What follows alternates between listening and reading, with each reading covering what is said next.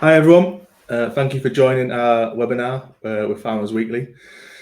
We're going to talk about mastering self-storage plan permission with Emily from ET Planning. Just very quickly, I'm Lewis Pennicott, the Marketing Director at Cleveland Group, where Cleveland Containers are part of Cleveland Group.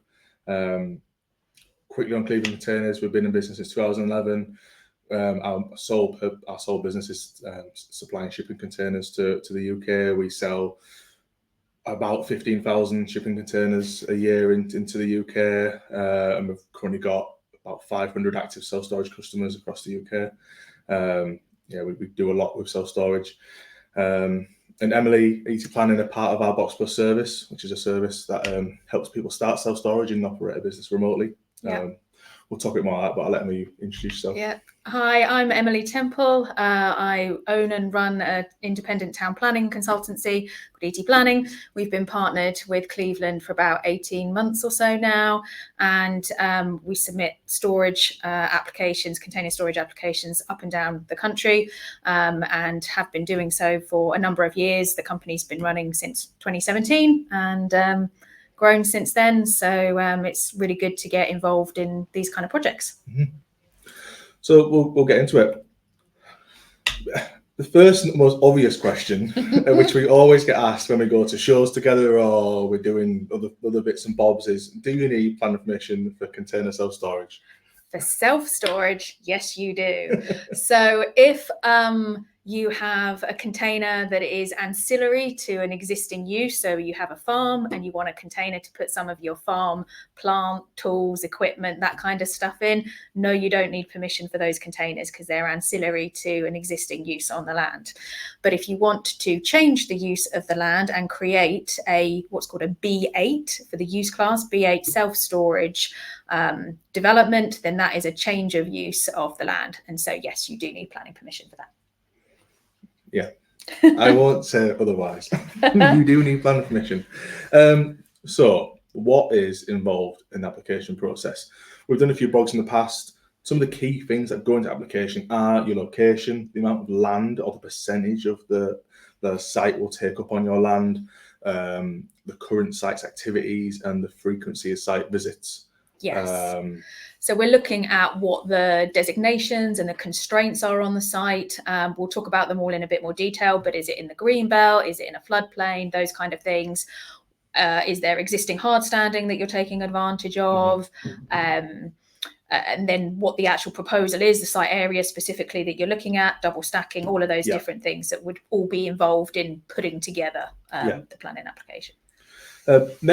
Many farmers and rural landowners, because we go to a show called Farm Innovation in November, right? A lot of these people are coming to us with already a bit of land in mind for self-storage. You know, they've heard about self-storage, they want to get into it. It's a really great business to get into. They've probably got a pocket of land where they think, you know, this would be really good for self-storage. So in the first and most ideal land, if you a piece of land on your site you've got, is if it's hard standing, like this, for example. Hardcore is perfectly fine for containers as long as it's hard standing, level, you know, for a shipping container. Very quickly, all four corners of a shipping container need to be supported to make sure that you don't get any through the doors. So the best and most easy application would be to convert hard standing. Absolutely, yes. Compared to an agricultural field that you're then trying to convert, if you've already got hard standing, then you're making use of something that's already there, and you're not having to build in what we call the engineering works to create that ground, that surface underneath the containers. So you're taking advantage of something that's already there and making use of it. I think one of the other things that you're looking at is the area of that site. You know, is it part of a wider site? Are you doing this as like a diversification type proposal, or is it something that's a completely new use, independent use, kind of all of its own?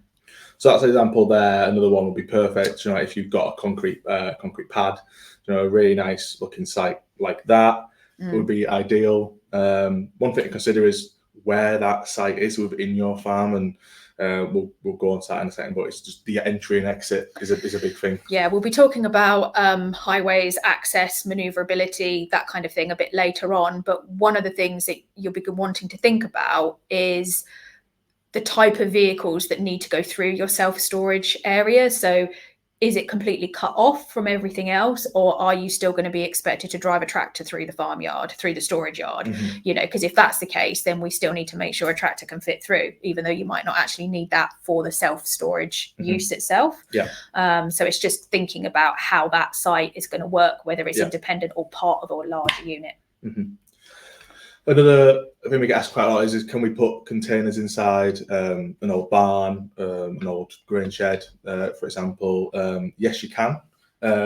This is an example from a company called Barn Store. They franchise out a self-storage model and business to people who have got, like for example, on a farm, if you've got an old shed or an old barn, you want to put containers inside, you can speak to them guys and they'll help you get it set up. But is there anything else to think about if you are putting containers inside a barn? Yeah, I mean, with any change of use, it is still a change of use. So you still need planning permission just because it's indoors rather than outdoors. You might need to upgrade the building just to make use of it. So just thinking about whether it's substantially, structurally sound, that kind of thing would be relevant to think about.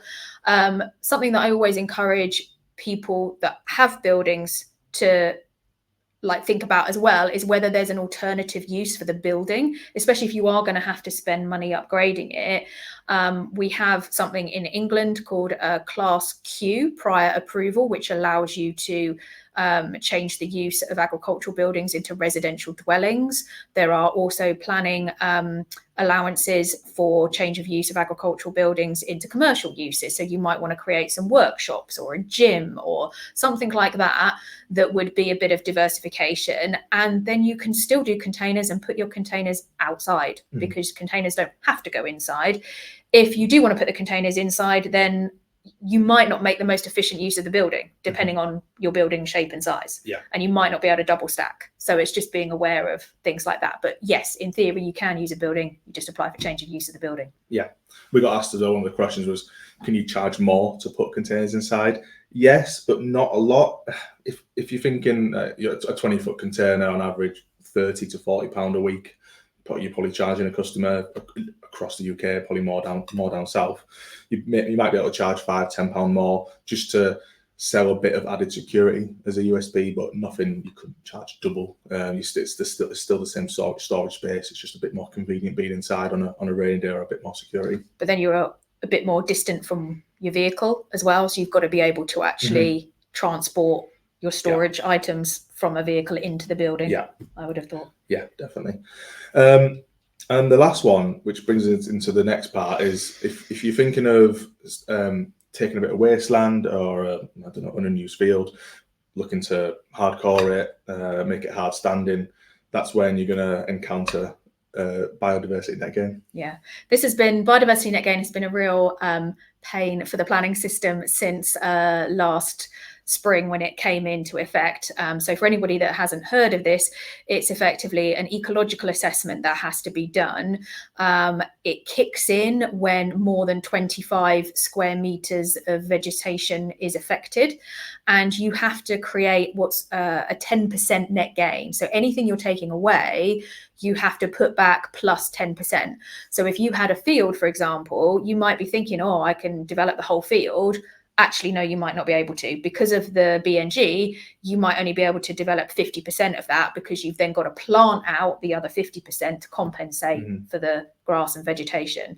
So it is something to be aware of. It can add quite a bit of cost to a planning application because you have to have an ecologist actually come out, survey what's there, give it a criteria grading, like different vegetation has different quality, and then you've got to do 10% above whatever that quality is that you're removing. So again, it kind of plays into the hands of using existing hard standing where you can, because not only are you saving money on ecological reports, but you're saving money on the actual planting that you would have to do to compensate as well.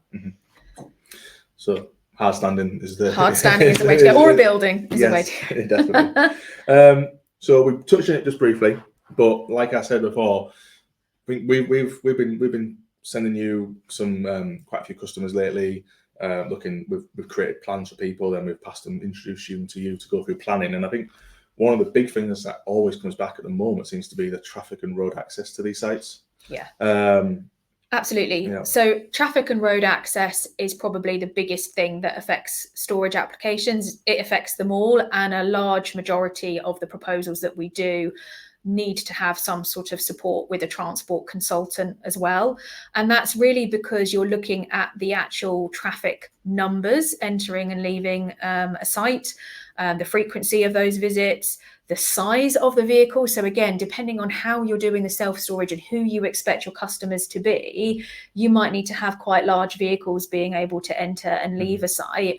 And you need to be able to demonstrate that there's enough space for those vehicles to turn around and things like that within the site area. And then the actual access itself, the information that the council is looking at is visibility displays. So particularly when you're leaving a site, that you're leaving in a forward gear, facing forward, not reversing out onto a road, but also how far down the road in each direction you can see depends on the speed of what that road is. So that issue is site dependent. And if you've got a 30-mile-an-hour road, because vehicles are traveling slower, you don't need to be able to see as far as if you're on a de-restricted 60-mile-an-hour, effectively country lane, when you might need to see quite a long way. And we might actually need to do speed surveys and things like that to see what the actual speed is, and therefore the visibility displays that we need to provide. Do you want to just go on to the next slide, because I can just talk through this. This is one of the sites that we've been working on. We're preparing this for submission to local authority, and you hopefully can see on this image the tracking, vehicle tracking. So we've had to speak with the client about what size of vehicles they wanted to have accessing the site. It actually was part of an existing car park. So in terms of highways access, we have an existing access, but we've had to widen it and change it around to make sure that the vehicles can actually get in. We've had to take about a dozen units in the top right-hand corner are not double stacked. We've had to use smaller containers there to fit in the turning circle. So we worked with the transport consultant, worked with the Cleveland designers to actually change the original design to make sure that we could fit that in. And we've had to show that we can meet the council's highways policies by having a couple of parking spaces. I think there's even a disabled space in there, which is part of the policy. So we've had to show how that can fit in.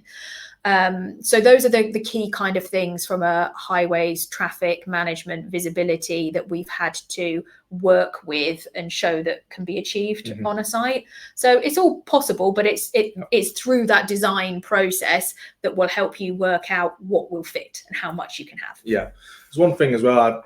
I didn't actually mention this when we were talking before, but something I advise self-storage operators to do is when you're laying out your site, it's to have sort of two-tier pricing. So there's a lot of small businesses and one-man trade people moving into container storage and moving away from storing things in the garage or in a warehouse because of business rates, or they're trying to get tied into 5 or 10 year leases into a warehouse. But it's segmenting your site, so the units near the entry and exit, you want to kind of reserve them for businesses who are going to be coming more frequently or with larger vehicles. And then you can charge a premium for them units as well, because they're coming more often, they're closer to entry and exit, makes it easy for them. So it's something to think about for your site, is if you can lay out your site to cater for bigger vehicles at the front, it might let you get more containers towards the back of the site, and then you also can make more revenue from the units at the front of the site, which you can rent out to businesses. This particular scheme was a bit of an unusual one in that the change of use is part of a existing car park for an existing business, which is staying operational. And so we have had to evidence that the retained car park for that company is also still adequate, while showing that this works as a standalone site. So that might be similar if you've got a bit of a farm diversification scheme that you're trying to show how the rest of the farm would operate and that other activities can still carry on regardless as well. This site is also in a flood zone, which then nicely puts into our next section. So restrictions in greenbelt and flood zone areas. Yeah, so some of the most complicated sites are where you're in a greenbelt, a flood zone, possibly even an area of outstanding natural beauty. They've been rebranded national landscapes. You might see that phrase coming up. Greenbelt has actually got slightly easier as of December. For those that recognise this, England has a national planning policy framework. It was redrafted, republished in December, and the new government has given an allowance within Greenbelt locations for something called Grey Belt. And they're trying to get these classifications of land, typically more infill plots, unused areas, maybe bits of wasteland, but where they're trying to be more lenient, basically, to allow some development in Grey Belt to actually come forward. So depending on your particular site, it might be possible for us as planners to argue that the site is now comes under this Grey Belt classification, and that gives a bit more freedom towards doing developments. Because if it's not Grey Belt, then whilst a change of use is acceptable in the Green Belt, it is dependent on the impact. And so if you've got a yard area and or you're converting a building, that is going to be so much easier to get through the planning system than if you're trying to change the use of a field in the Greenbelt. That's almost a non-starter. It's really hard. So that's just something to be aware of with that. Flood zones, the good thing about them is that, the good thing about storage is that it's a low vulnerability use. It's not like a house, you're not trying to live in it, there's no risk of in danger to life, but it does mean that we might have to do flood risks assessments. So that can mean an application takes a bit longer to prepare and put together, and there might be some mitigation measures that you have to do. That might include raising the containers up, for example, that kind of thing. If you were to have any staff on site, you might have to have some sort of evacuation process, I guess. So there's just those different things that we might have to look at and ultimately put together in a report to the council. So if you can stay away from these areas, that makes things nice and easy, but it doesn't mean that development can't happen. It just means that you're going to be scrutinised a bit more, and we have to put more information together in a planning application.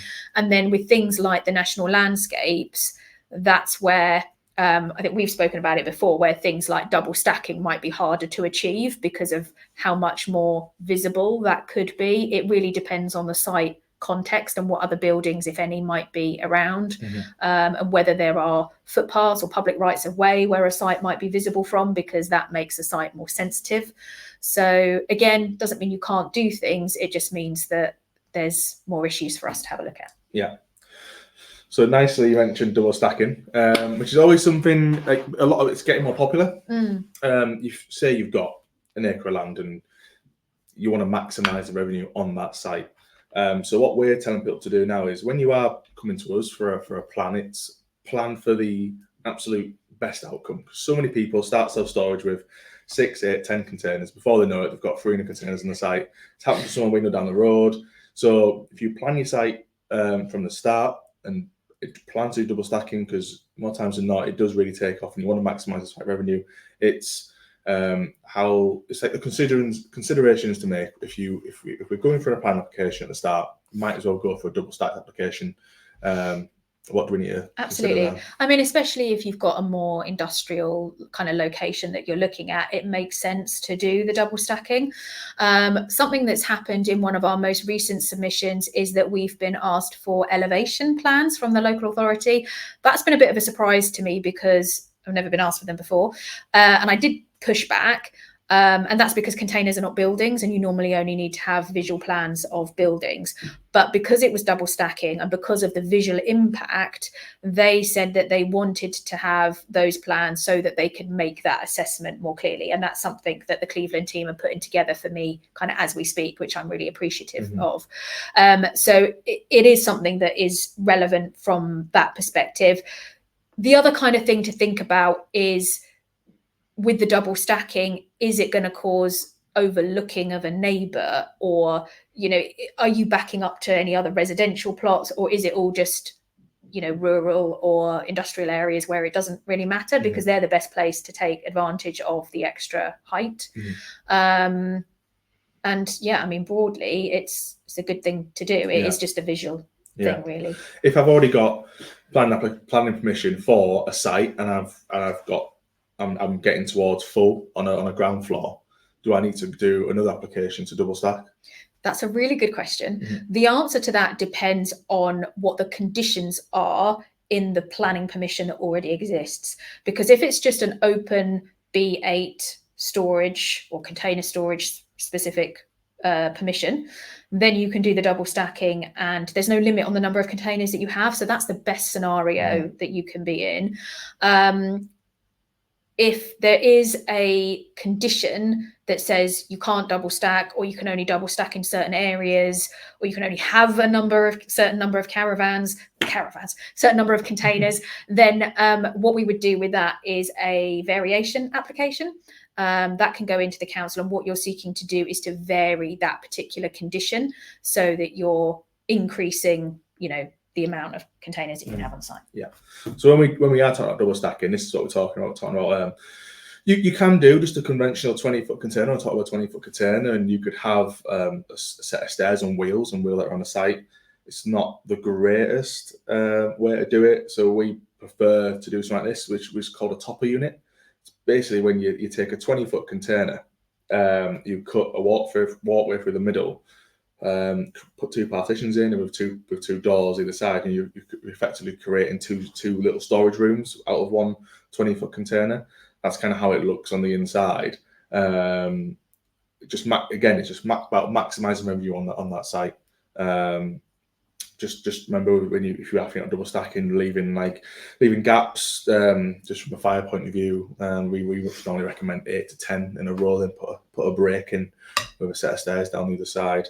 But they're a really good way to maximise the revenue on site, and I think pretty much all our plans now I've got topper units on top of them. Absolutely. I think one of the things that I've come across more so with the double stacking is challenges with councils trying to charge more money for the applications, and at the moment the planning application fee for a change of use is around about £650.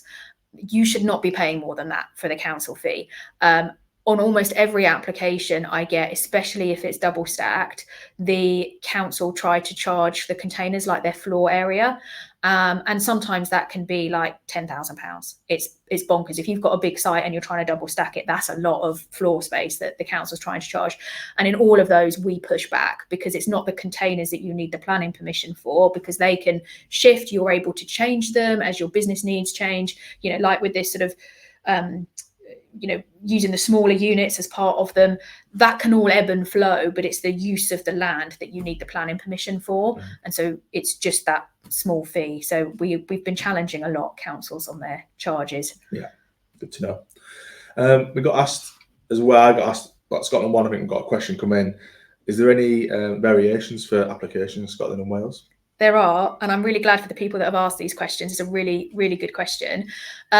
Both Scotland and Wales do have different planning systems, different planning policies. So Scotland has a national policy framework, it's called. I think they're on number 4, NPF4. And then each local authority council area will have its own policies in the same way that England does. The actual system runs very similar to England. We've submitted a number of different applications. I've actually found the councils that we've dealt with to be really good at negotiation that we've submitted to. So that's been really helpful. All the issues are typically the same. Wales has quite a different system. They don't have the NPPF either, National Planning Policy Framework. They have something called Planning Policy Wales. So you can look that up. So that's their top level document. Then they have something that sits, I'm not sure if it's underneath or alongside that, but another set of government guidance called Technical Advice Notes, TAN 1 through however many there are. And the TAN notes, they're called advice notes, but they're not advice. They are policy. And if you don't comply with them, then the council could say that it's at risk, your proposal is at risk of refusal. So you need to look at Planning Policy Wales and the TAN documents. And then below that, each council will have its own set of planning policies in the same way. One of the big differences with Wales is their drainage policies, and how this can affect storage is, in particular, if you have an impermeable surface area. If you're using hard standing that already exists, that's obviously the easiest scenario. But if you are creating more than 100 square meters of impermeable surface, you have to get your drainage approved. and you have to do that separately to the planning process. So they have organisations called SAB, which is Sustainable Advisory Boards. And so you almost have to run the drainage for your site alongside your planning application. So it just adds a little bit of complexity. Definitely something to be aware of. We do projects in Wales and have done. So, no, great. So before we get into some questions, just very quickly, like I say, we go to a few shows. People love the idea of self-storage because you can run it completely remote, especially if you have a working farm, you've got other things going on, but you want to create a bit more dependable recurring income for that farm. Self-storage is really an ideal business model. So there are just a few things that, or a few other partners like ET Planning who are part of our Box Plus service who we recommend people speak to run that site remotely. Number one is Stora. Stora is an unbelievable bit of software. It's a fully optimized website. It'll take all your online bookings and payments, your contracts, your ID checks. It'll automate access access to the site, and if people don't pay you, it'll lock them out. Basically, you can manage that facility through a single app on any device. It's got loads of smart tools built into it, automatic price increasing, which you should be doing from day one, variable pricing. So I always say to people, aim to run your site at 80% occupancy. You don't want to be 100% because there'll be sites out there making more profit at 80% than 100%. And that's when if you're not increasing your pricing, if you get to full, you want to keep making more money. Like a really almost famous person in the UK self-storage industry called Dean Booty posted on LinkedIn recently, and I think since 2017 he has literally doubled his revenue on one site just from constantly increasing his prices. So all them tools are built into Stora. Check them guys out, do a free demo, have a look at what they can offer. Syncing up with Stora as well on the automated entry to the site is a supplier called Bearbox. These are all suppliers who are part of the Self Storage Association, like we are. Bearbox is your smart entry, so a keypad, an ANPR camera, QR code. If you can put an automatic gate on the site, speak to Bearbox about their control systems. It automatically syncs with Stora, so when people sign up, they'll get automatically sent the code to get into the site. And like I said before, if they don't pay, it'll lock them out. They won't be able to get to the site. And then DSOC, another SSA supply member, they will remote monitor CCTV. They'll handle all the security alerts. If anyone's not meant to be there, they'll deal with it. They can ring the local police, any local security, get people there. If you put speakers on the site, they can speak to people directly as well on the site and help you. Basically, you just have to sit back and relax. We've got a customer who's got a massive site and lives in Spain pretty much all the year and just manages a self-store site sat on a balcony in one of the Spanish islands. So yeah, it's a good life to have if you can get into self-storage. That's amazing. Yeah. So questions. We'll dive straight in. So generally, how many containers can you fit on half an acre or 1 acre? I always say if you've got the perfect square acre, you could probably fit anywhere from 100 to potentially 140 20-foot shipping containers on there on the ground floor, and then obviously you can double stack. It's always good to have a few smaller units on site because you don't want someone coming with just like a student, for example, or just someone with a few boxes of clothes taking the whole 20-foot container up and only storing for 3-6 months when someone could come along with a whole house and want to store for a year, 2 years. So have a few smaller units on site is always handy. 8-foot containers, 10-foot containers, just to have a few of them dotted around. Again, just so you're putting the right person in the right container. And certainly, how much space do you think you should leave between 2 rows for access? I said 4 meters. Emily, you said 4 to 6. Is about right. I think depends on the size of vehicles you're trying to get through. I think that's really the issue. You don't want someone to turn up though with a car or a van full of stuff, and then they're blocking the site. Someone can't get through. So 4 meters, someone can park to one side, and you can still get a car down there to drive around to the other side of the site if you've got like a U shape, for example. Yeah. Perfect. So I appreciate rental levels vary region to region, but in your experience, what is a typical rental range for this type of storage? So for a 20-foot container, which is the bog standard size in the UK external storage. I've said it before, anywhere from £30 to £40 a week for a 20-foot container plus the VAT. But there's companies out there charging. I know someone who's charging £500 a week for a 20-foot container in Milton Keynes, in the Milton Keynes area. Yeah, it's pretty crazy. Or a 40-foot container, £800. Like it's just. The thing is that the rarer they are in Yeah. a region, Yeah. the more you can charge for them, isn't it? And there's so much room for growth in the UK. I haven't put this in here, but I'm going to say it anyway. We always compare ourselves to the US. So, for example, in the US, there is 7 square foot of space per person in America. The UK is not even at 1 square foot. So we are still probably 10, 15 years away from being saturated in terms of self-storage in the UK. We're still a very young market. So it's perfect time to get into self-storage. You see yourselves, like, new homes are flying up, the loft isn't boarded, there's no garage, people don't like to throw things away. Yeah. They'll store things. One of the girls here at work, she's had a container for 2 years just full of clothes and she still pays for every month. A lot of new houses are not tall enough to stand up in the loft. Yeah. So you can't, make full use of so really, really good time to get into it. Would you consider or know those that would enter a joint venture where landowner supplies the land and infrastructure, and you and others supply the containers management? There are several companies out there. If you've got a bit of land and you don't want to do it yourself, there's a company called Engage Management Services. Again, they're one of our Box Plus partners. They can literally take the land for you and basically set up the self-storage site. They'll run it, they'll do the website, they'll do all the management, etc., and then they'll take a percentage of the revenue. But if another option could be, we've got, like I said, 500 plus customers ourselves. We've got a lot of big self-storers who are continuously looking to expand.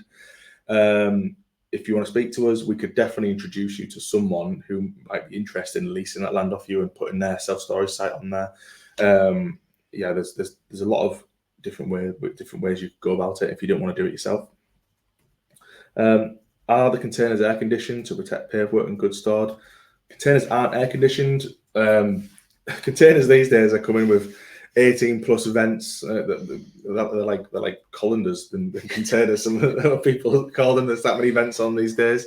But typically, in the UK, I always say the temperature in the UK doesn't go up and down enough to make condensation an issue in containers. Really, they've got loads of vents on them.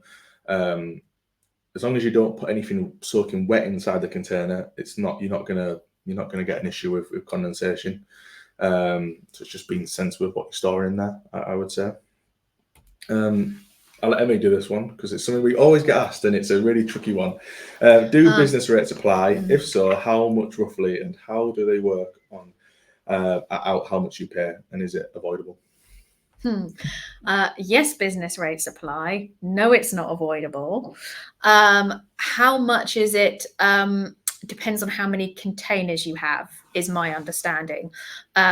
So I think the Self-Storage Association has organised or arranged that the way that business rates work for storage is it's per container. So it helps with sites where they might have a very large yard, but you might only have a few containers on it. And so you're not paying for that whole site area if you're not making use of it.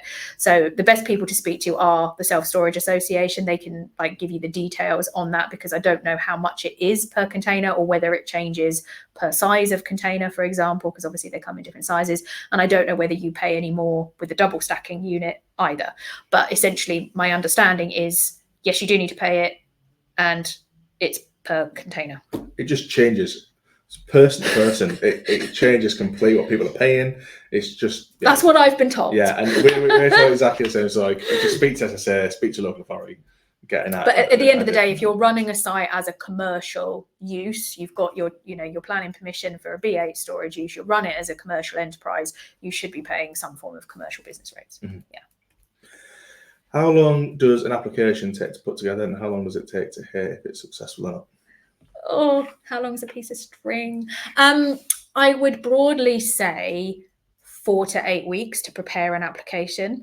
It really does depend on how many reports and documents that you need to have. So for example, if you needed a flood risk assessment, then the preparation of that document by a drainage consultant can take 4 weeks. So I'm not going to be able to submit an application in 4 weeks if I need to wait 4 weeks just to get one report through. The site that we talked about earlier with the site plan was actually part of a car park. And so we had to survey the whole of the rest of the car park to show how that would work for the remaining business. So that has taken longer because there's been more work involved in that particular proposal than we would expect in others. So a lot of the time frame does just depend on how many reports and documents you need. If you need to do this BNG and you need to have an ecologist go out on site, then depending on where you are in the survey season, and the optimum survey season is kind of March through to September, you could be waiting 3 or 4 weeks for the ecologist to have availability to come out on site as well.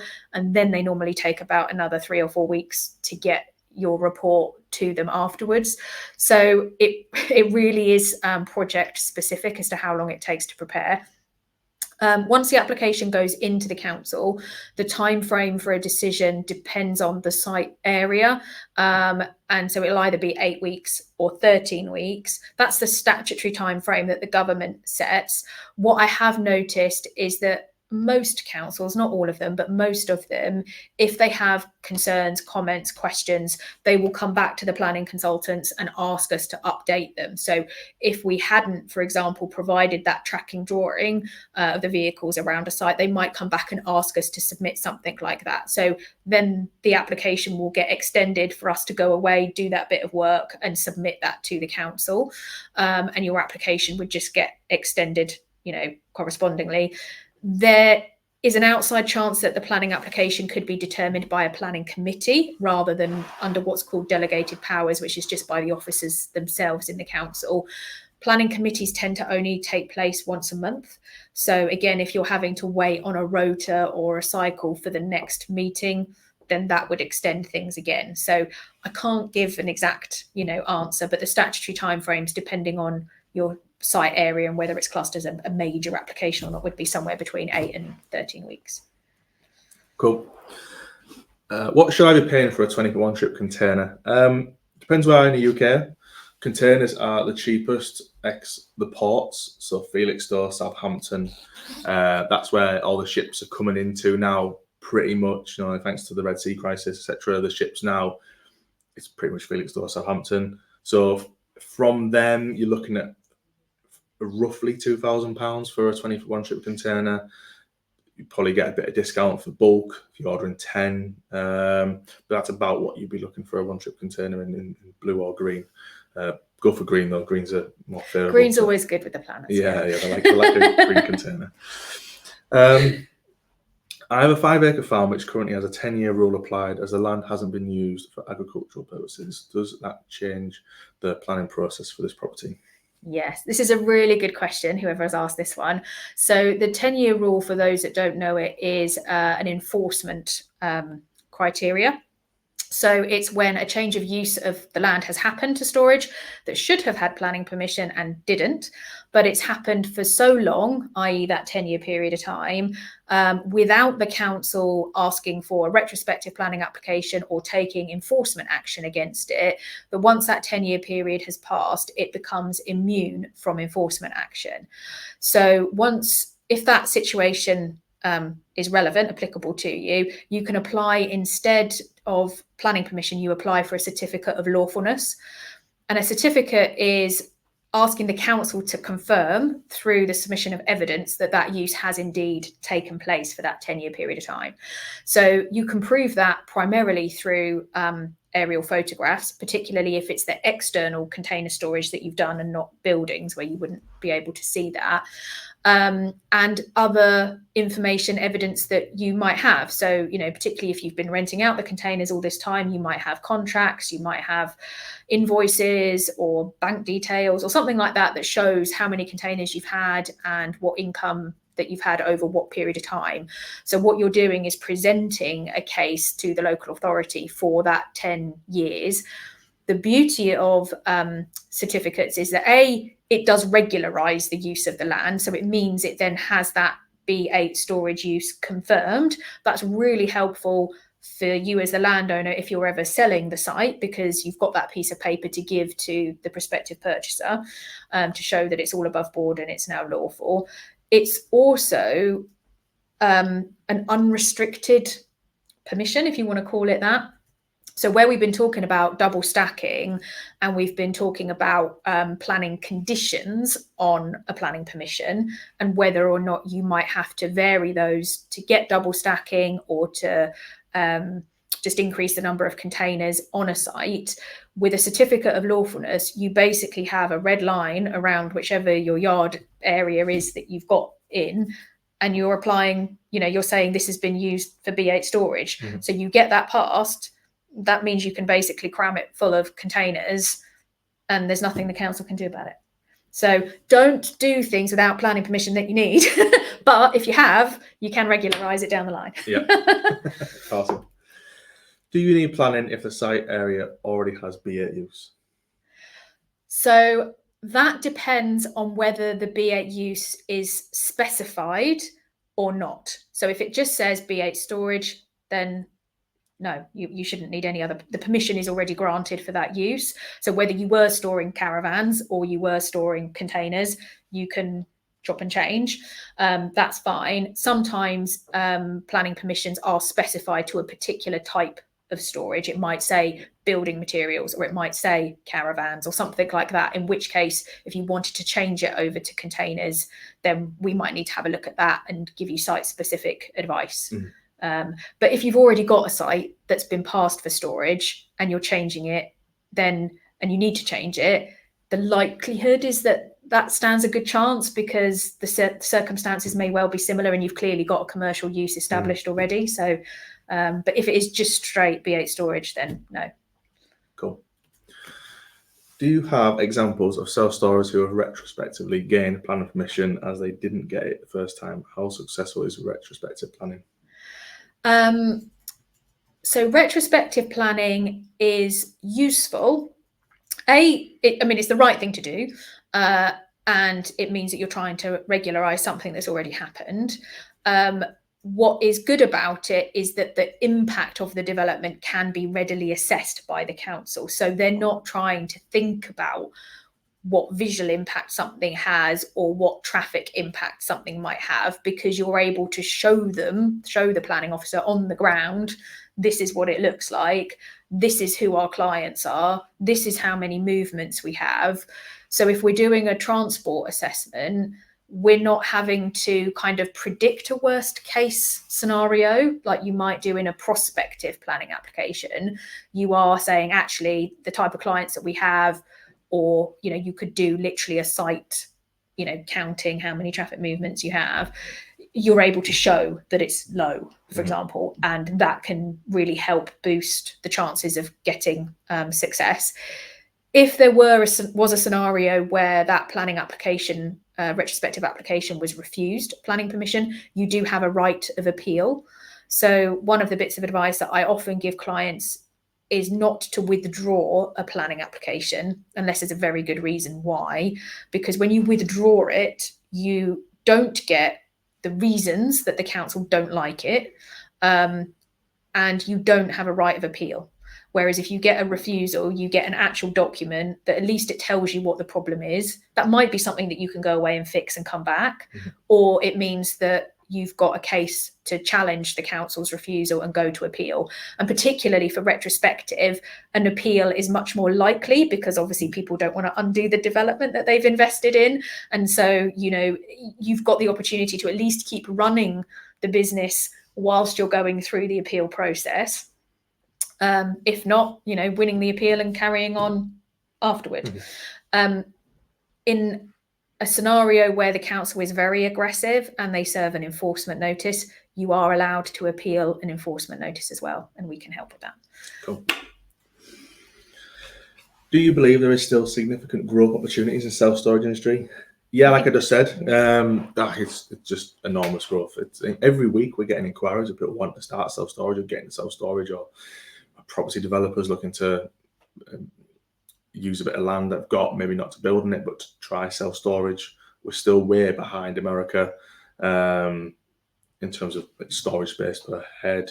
it's just getting your location right. You know, looking at, like, typically people won't travel more than 15 minutes to their self-storage site. So looking what other sites are near you. Is there how many people are in that area? Looking at type customers. Like, it's quite easy to spot if there's a good opportunity out there, just using some free online tools. So yeah, there's still massive opportunity to get into it and be really successful. Actually, just you mentioning online tools reminded me of a question that had come in earlier about researching sites, or most councils, all councils have their own websites, and so there's information and policy that you can find on each council website. There is also a planning portal, it's called, for England, and there is some general information and advice on there. So but anything that you need that's site specific, it's good to speak with a consultant about, just to be sure before you're progressing. Emily's worst nightmare. If I already started my business with customers on site renting units, do I need to stop, pause business, then apply for planning permission? No, you don't have to. Get more containers, just keep going. No, it is not a criminal offence to breach planning control. So have that reassurance. You can apply, and I think, as I touched on earlier, if you're actually still operational, that's where you can show the local authority what the specific impact is. If an enforcement officer is coming out to your site and they're telling you need planning permission, and you go, oh, I didn't realise, okay, I'll do that, it might be wise not to add any more containers, but I don't think it means you need to shut up shop whilst you're going through the application process.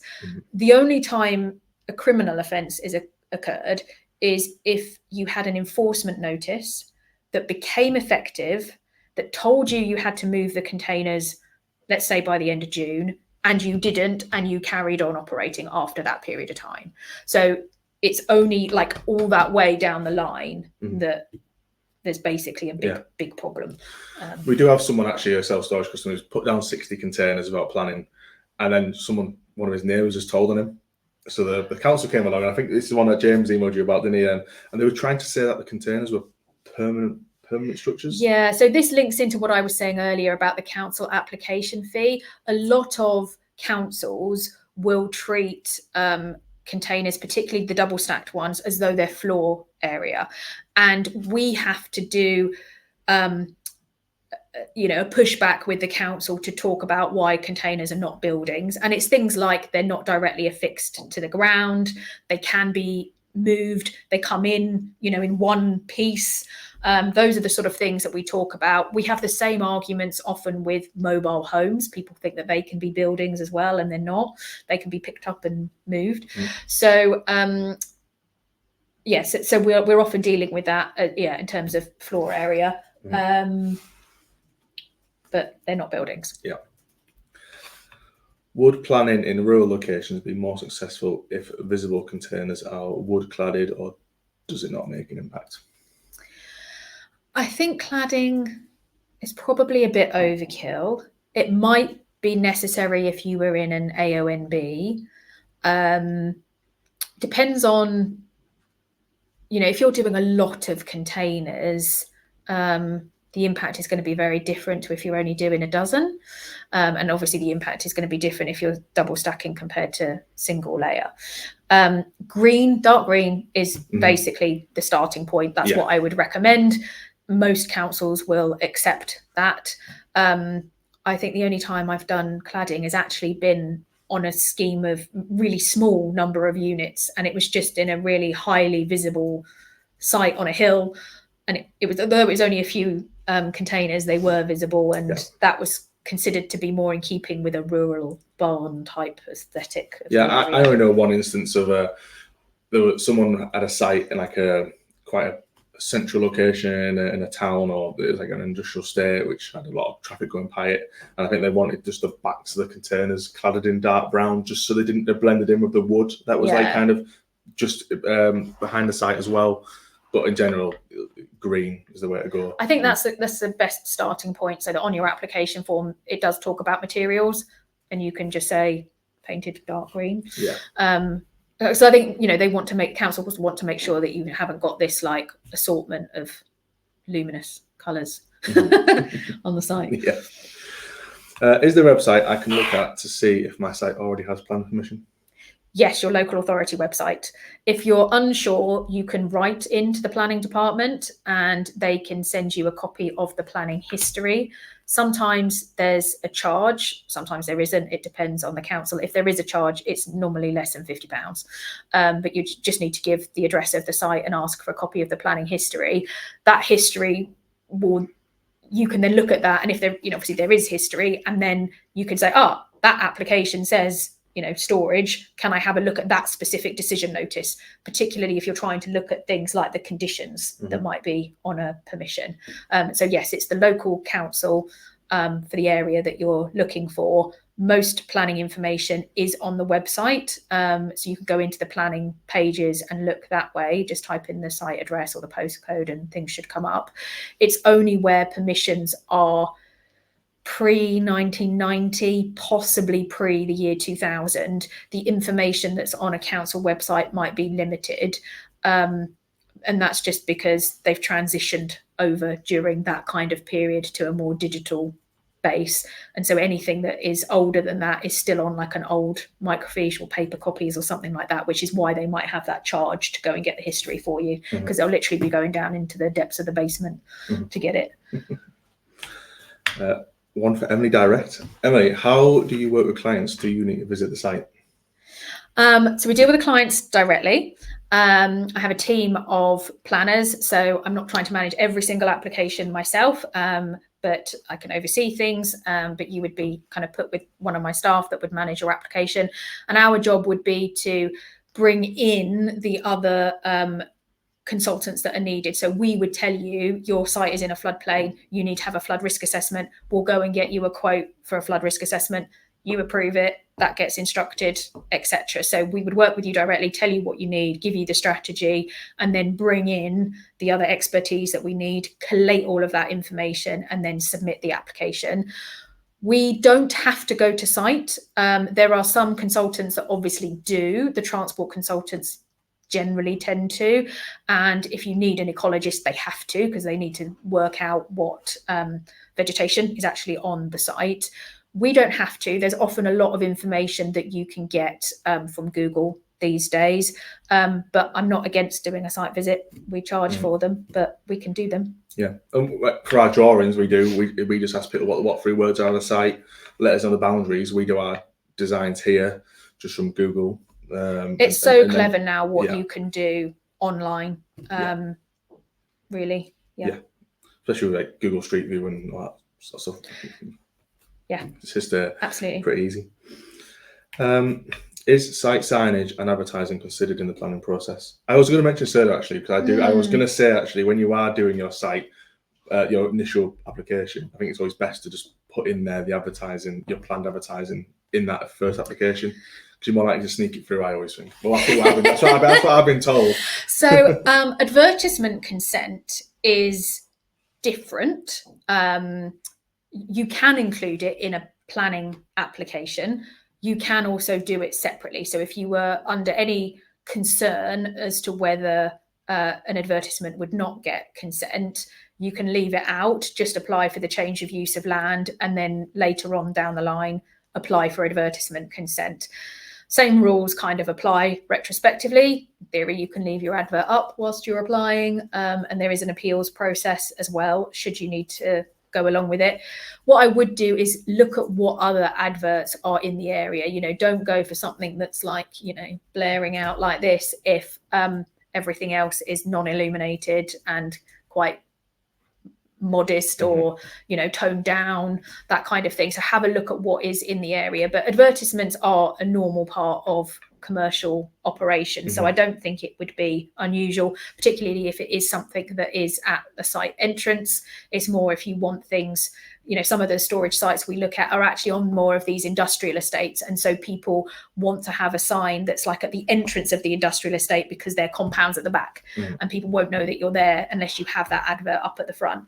You do need to have permission of the landowner for advertisements. well, as with any planning really, but particularly in that type of a scenario where you want to have an advert that's away from where the actual site is, you need to have permission for the owner.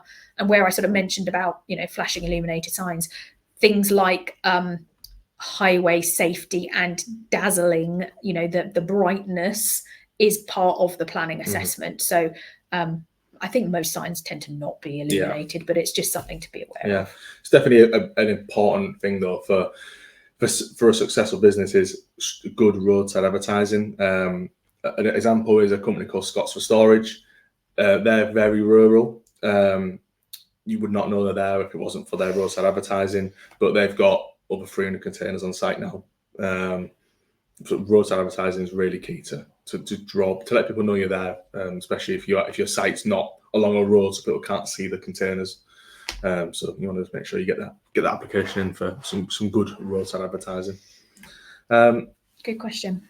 What are the main challenges that hold self-storage operators back from getting a successful application? Probably the traffic and the parking situation, or at least that's the most common one that we have to address. In rural locations, it's more about the number of traffic movements. It might be intensification of an access that the council think is substandard. You might not have an ability to improve that access if the visibility displays belong to a neighbour. It's about trying to get that turning on the site. Councils do have, every council has a slightly different policy with regard to commercial use. Greenbelt sites are tricky. So that's why I mentioned about the grey belt. We would have to take that on a site-by-site basis. Again, it's easier if you've got hard standing to start with. But yeah, I think probably the thing that comes up the most is the transport side, traffic movements. Do you have any advice on how to get customers in containers, especially on a rural site? I'll give you my very quick top tips. Google Business for one, it's free, easy to do. Typically when people are looking for self-storage, they won't go to Google, they'll go to Google Maps. It's a bit like if I'm looking for a tyre garage, I'll just go to Google Maps because I want to see where people are to me now and how far away. And that's where Google Business comes in, have a good Google Business profile. Flyer drops, it's old school, but a lot of people say it works really well. You can do them through Royal Mail. They're not too much money, but they work really well. If you do go to Storer, I recommend on your flyer, having a QR code, discount code on there so you can track its success rate. Don't just throw a flyer out there without finding out has it actually worked, because you don't want to do another one if it's not worked the first time. So just things like that to consider. Most towns, villages now have Facebook groups, and normally they're not controlled by too strict people, and you can advertise in there one day a week. Mine is you can only advertise on a Monday. But God forbid you advertise on a Tuesday because your post gets deleted and you get called out publicly. But Facebook's a really good place. Marketplace is free as well. A lot of people advertise on there for self-storage. They're kind of the free things. Google Business, a flyer drop, and social media. Facebook is a good place to start. If you do want to go to town with it and get in and spend a bit of money, Google Ads. There's a company we work with called YBA PPC. Stormill went from 10 containers to 60 containers in under 6 months, thanks to just more aggressive advertising. What was that company again? YBA PPC. Laura Moxon, who's part of the Self-Storage Association. She's done a podcast with us. So she's got loads of experience with self-storage, does loads of self-storage sites, manages loads of self-storage sites. Google Ads, some good places to start. Can you go 3 stories high with stacking? I've actually seen somewhere in Ireland do 6 high. What? So they're up 6 high, and they've got like a zigzag staircase through the middle. But that's the only place I've seen go more than 2. I've never They've gone to the extreme. I've never done planning for more than 2. Yeah.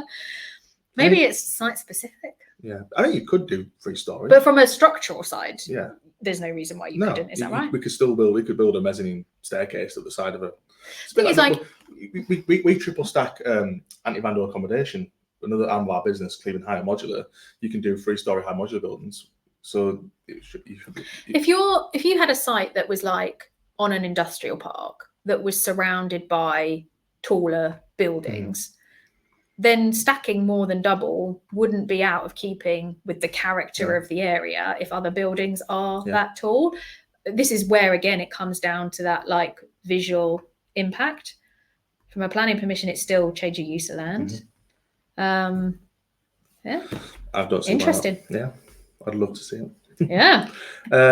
Last one, I think.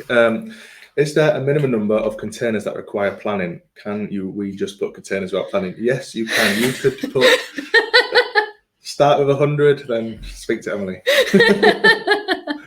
I mean, it's a good question. This kind of goes back to what I said right at the very beginning, that if you've got something that's ancillary, then it doesn't need planning.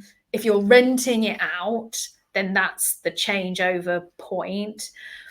There is something in a planning assessment called fact and degree, but because it's called fact and degree, it means I can't just say like, oh, 3 is fine, but 6 is not.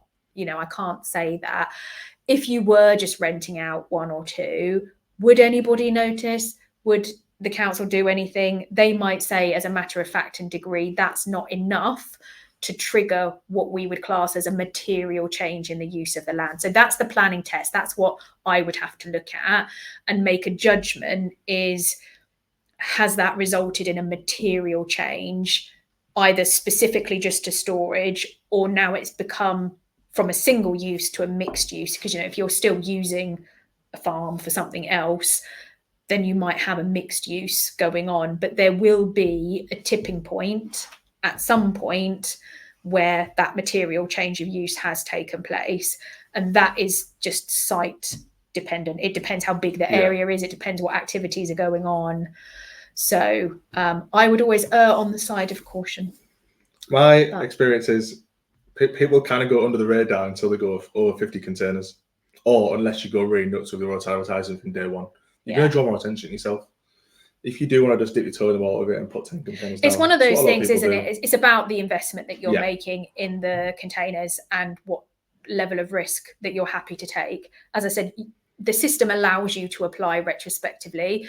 You might have a feel for what your local council is like, what other businesses have been approved in the area, if you know that area, because there are some councils that are more tolerant of retrospective applications than others. That I think, unfortunately, there is this perception sometimes that applying retrospectively is you've been naughty, you're trying to cheat the system, you know, and there's almost a bit of punishment in that for doing that, when actually, especially if you've only got a really small number of containers, you might be able to just feign ignorance and then apply retrospectively, which is the appropriate thing to do to try and regularize it. Yeah. I think the common thing seems to be that if someone starts self-storage, it's their neighbours who then go and tell them when it starts to get too big or the traffic gets too much.